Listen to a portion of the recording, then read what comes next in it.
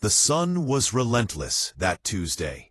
It beat down on the black and white paint of our Ford Crown Victoria, turning the patrol car into a slow-roasting oven.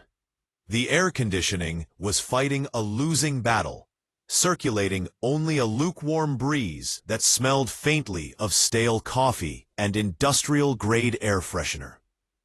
Outside, the world was a canvas of gold and brown. We were patrolling the rural outskirts of Fresno County, California, a sprawling agricultural heartland where endless fields of almond groves and sun-scorched hay stretched to meet a hazy pale blue sky. My partner, Officer Dave Martinez, was behind the wheel. Dave was a 20-year veteran, a man whose calm demeanor was as vast and steady as the farmlands we policed.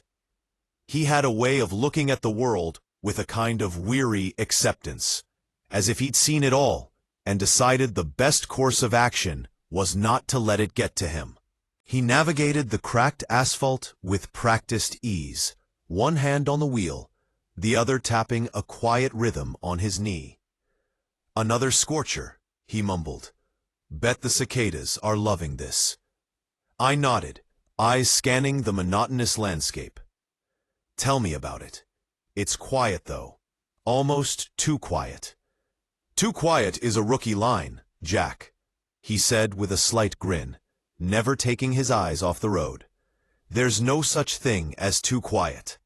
There's just quiet and not quiet. I'll take quiet every day of the week and twice on Sunday." He was right. Of course, in our line of work, a boring day was a good day. A day where the only calls were minor traffic violations or a stray cow wandering onto the road was a day everyone went home safe. Still, the stillness felt heavy, oppressive. The heat seemed to drain the life out of everything, leaving behind a shimmering, silent world. We drove past miles of irrigation canals, the arteries of the Central Valley, carrying precious water to thirsty crops. Their banks were overgrown with dry, yellowing weeds, and the water within was a murky, sluggish green-brown.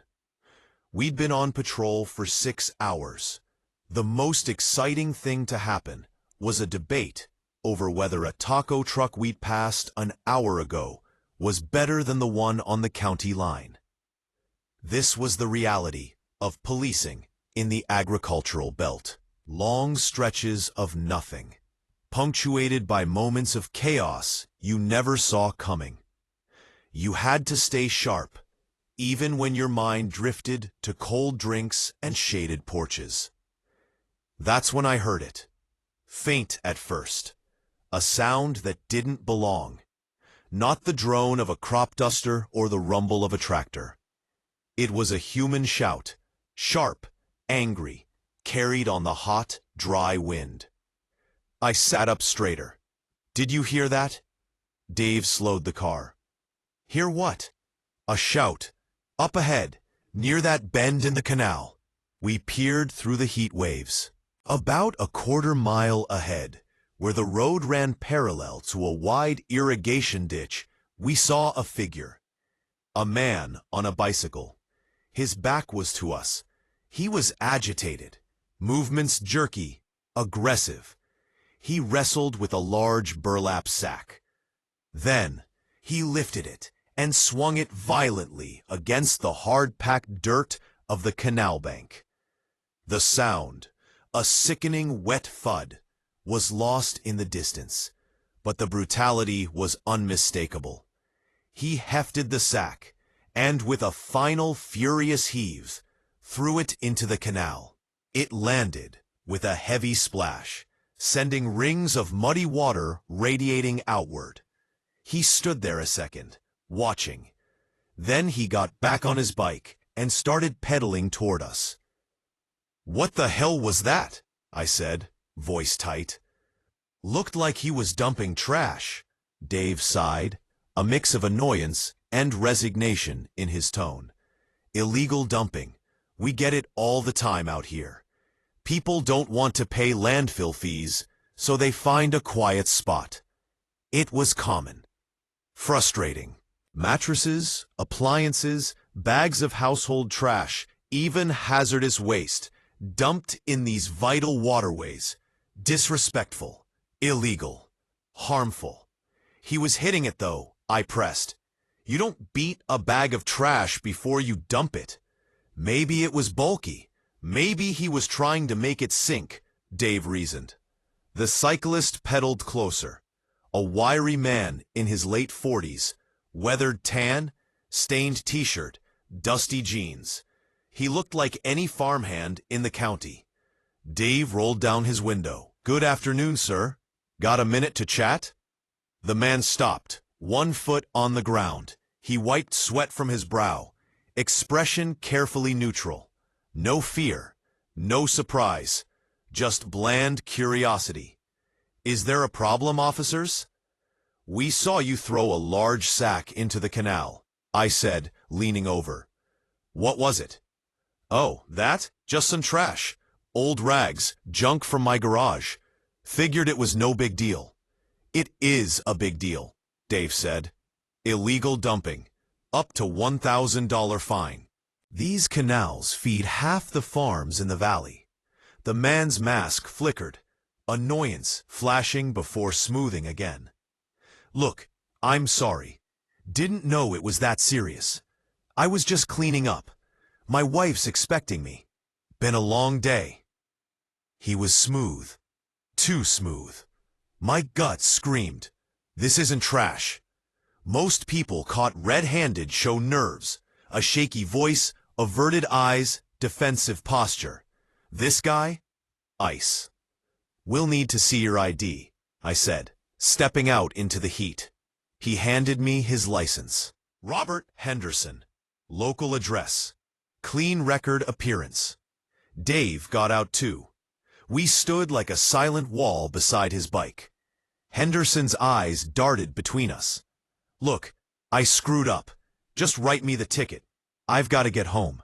Dave glanced at me, saw the intensity on my face. He trusted my instincts. "All right, Jack," he said softly. "We'll do it your way." I turned to Henderson. "I'm going to check what you threw in the water. My partner will wait with you." Panic, real, raw, flickered in his eyes. "There's no need. It's just trash." "You don't want to go wading in that filthy."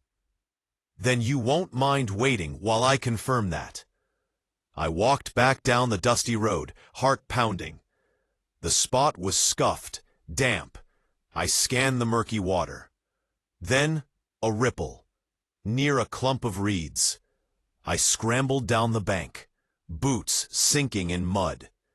Another twitch. Then I saw it. A tiny black and tan paw breaking the surface. My blood ran cold. I waded in, the water shockingly cold against the heat. And there they were. 4 German Shepherd puppies. Floating, limp, barely conscious. One on its back, chest rising in shallow, ragged breaths. Another submerged, face in the water. 2 more tangled in weeds, twitching feebly. They weren't thrashing. They weren't fighting. They were giving up. Cold, waterlogged, in shock. Life fading from their eyes. Rage surged through me. White hot, blinding. Henderson hadn't just dumped trash. He'd tried to execute them. Beaten them. Thrown them in a sack. Left them to drown slowly in a watery grave. My training kicked in. I holstered my sidearm and gathered them, 2 in each arm, cradling their fragile bodies against my chest. They were so light, so still. I set them on dry grass. They shivered violently, no energy to whine. I pulled out my phone, hands shaking. Code 1031, animal cruelty felony. Keep him talking. Do not let him see what I have. I wrapped them in the emergency blanket from the trunk and ran back to the car. Dave stood calmly beside Henderson, who now sat on the curb, mask shattered, fear raw on his face. I loomed over him, voice low and hard. "You want to tell me again what was in that bag, Mr. Henderson?" He stammered. I told you, old rags." "Try again." His face crumpled. "They were sick. The mother's astray. I couldn't afford a vet. I thought it would be merciful." Merciful? Feeding puppies and leaving them to drown in a filthy canal? I clenched my fists, but held back. Justice would come in a courtroom, not on this road. "You're under arrest," Dave said, pulling cuffs. As Henderson was read his rights, I ran back to the puppies.